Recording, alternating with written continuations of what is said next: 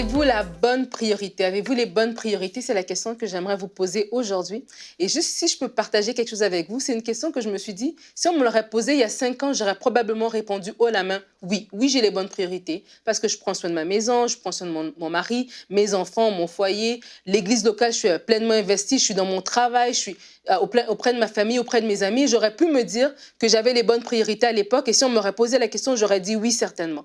Mais avec le recul, je me rends compte en fait que à ce moment-là, j'avais pas les bonnes priorités parce que j'avais pas mis Dieu en premier. Parce qu'il y a vraiment une différence entre laisser Dieu conduire ma vie et inclure Dieu dans ma vie. C'est vraiment deux choses différentes. Et la plupart d'entre nous, on inclut Dieu dans notre vie. Ça veut dire quoi? Ça veut dire que on va le consulter pour avancer, on avance dans nos projets, on fait ce qu'on veut, on lit notre Bible, on va aux réunions, on a une vie quasiment, je dirais, routinière et automatique. Et dans cette vie, on inclut Dieu. On inclut Dieu pour dire, bon, je suis en train déjà de faire ce projet, mais qu'est-ce que tu en penses? Mais Dieu ne veut pas être inclus dans votre vie. Dieu veut conduire votre vie. Et c'est ça la différence. Il faut laisser Dieu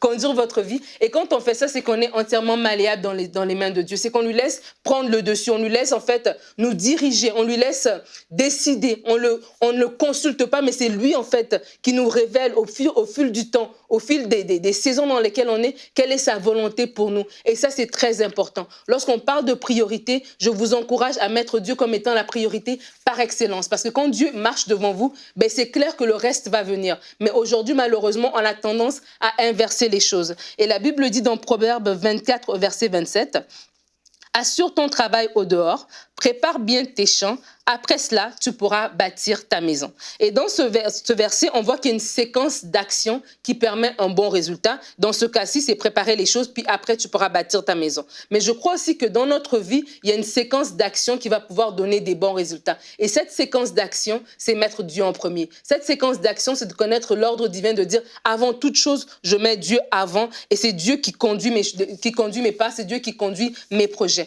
Et ça, c'est très important parce que des fois, comme je dis, à l'époque, j'avais vraiment l'impression de bien faire et je faisais des bonnes choses. Je m'occupais de ma maison, j'allais au travail. C'était des bonnes choses. Mais au-delà des bonnes choses, il y a le mieux. Le mieux, c'est Dieu qui nous le donne. Le mieux, c'est quand vraiment tu arrives à dire, Seigneur, non pas ma volonté, mais ta volonté. Et à ce moment-là, quand Dieu prend le dessus, il ne prend pas le dessus pour nous écraser, il ne prend pas le dessus pour tuer nos projets, il ne prend pas le dessus pour chambouler notre vie, mais il prend le dessus parce qu'il nous connaît mieux. Il nous connaît vraiment, c'est lui qui a des projets qu'il a préparés d'avance pour nous. Et lorsque Dieu prend le dessus, lorsqu'on met la priorité au Seigneur, automatiquement, il nous transfère sa pensée. Et cette pensée-là va nous conduire dans les petites choses comme dans les grandes choses. Et vraiment, je vous encourage à faire la différence entre laisser Dieu conduire notre vie et inclure Dieu dans votre vie. Et vraiment, je vous encourage à avoir la meilleure des priorités. Et cette priorité-là, c'est Dieu. Retrouvez la suite de ce programme dans l'émission Bonjour chez vous sur ENCI TV.